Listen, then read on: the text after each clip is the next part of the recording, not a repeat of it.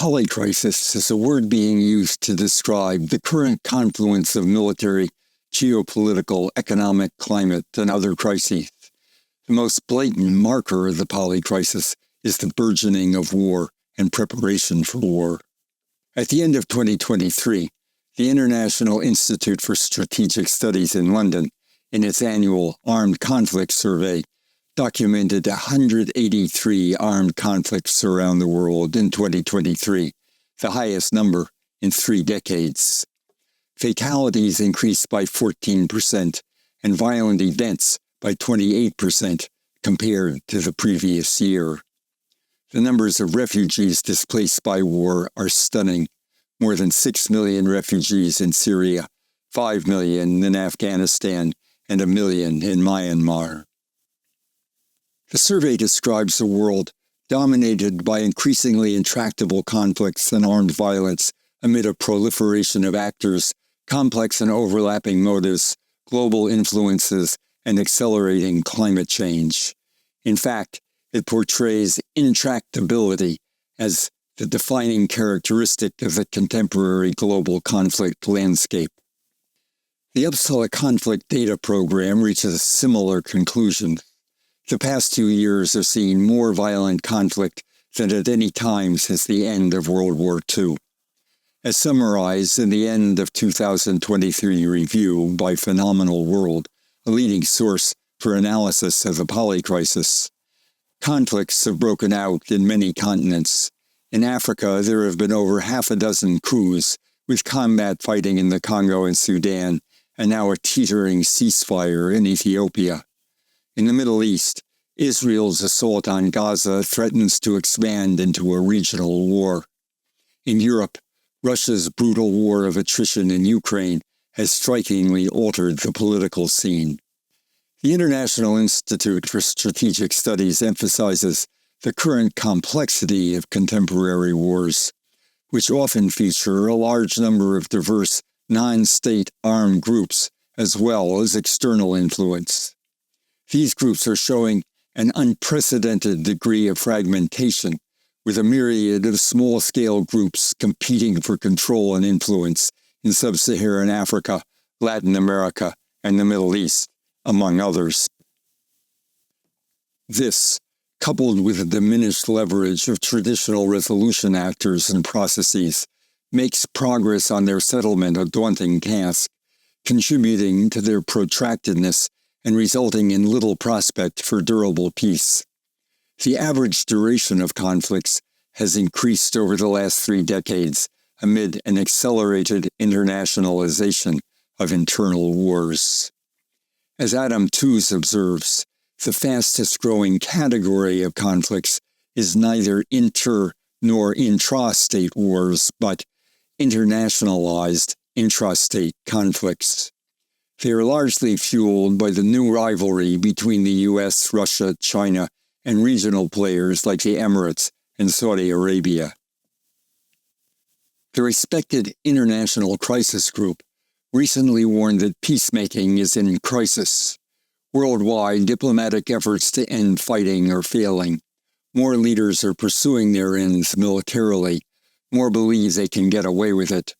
In Sudan, Myanmar, Nagorno-Karabakh, Tigray, Syria, and potentially Taiwan, the story was the same.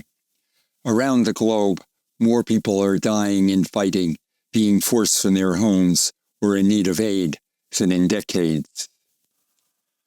War and preparation for war are absorbing growing amounts of the world's wealth. Total military spending by nations reached a record high of $2.4 trillion in 2023, according to a report by the Stockholm International Peace Research Institute. Worldwide, military spending grew by 6.8% over 2022, the steepest rise since 2009. The U.S. spent $916 billion. China spent an estimated $296 billion, and Russia spent an estimated $109 billion. Every region saw an increase, but Europe, Asia, Oceania, and the Middle East saw the greatest growth. According to the report's senior author, Nan Tian, The unprecedented rise in military spending is a direct response to the global deterioration in peace and security. States are prioritizing military strength, but they risk an action-reaction spiral in the increasingly volatile geopolitical and security landscape. War preparation is vividly illustrated by the escalating nuclear arms race. As the statement on the 2024 Doomsday Clock recounts, February 2023, Russian President Vladimir Putin announced his decision to suspend the new Strategic Arms Reduction Treaty. In March, he announced the deployment of tactical nuclear weapons in Belarus. In June, Sergei Karaganov, an advisor to Putin, urged Moscow to consider launching limited nuclear strikes on Western Europe as a way to bring the war in Ukraine to a favorable conclusion.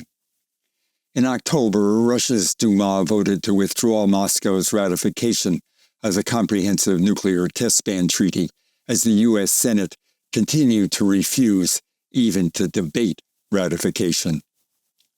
Shortly thereafter, Russia's military conducted a drill with a simulated nuclear strike. Russia's Minister of Defense, Sergei Shoigu, said the purpose of the drill was to practice dealing a massive nuclear strike with strategic offensive forces in response to a nuclear strike by the enemy. Under the 2010 New START Accord, which expires in 2026, both the United States and Russia have deployed 1,550 nuclear warheads on strategic or long-range delivery vehicles. According to the Washington Post, China, which for many years kept a nuclear arsenal in the low hundreds of warheads, now appears to be heading toward at least 1,000 by the end of this decade and is building a land-sea-air triad of delivery vehicles similar to that of Russia and the United States. The Post's editorial board warned, without arms control treaties, verification, and crisis management channels, the United States might find itself in a dangerous three-way nuclear arms race. Indeed, with the plans of all three great powers for nuclear modernization, such an arms race seems to be well underway. The new nuclear arms race has been made possible by a tit-for-tat demolition of the architecture of strategic arms control. In 2002, the U.S. withdrew from the Anti-Ballistic Missile Treaty. In 2019, from the Intermediate Range Nuclear Forces Treaty. And in 2020, from the Open Skies Treaty.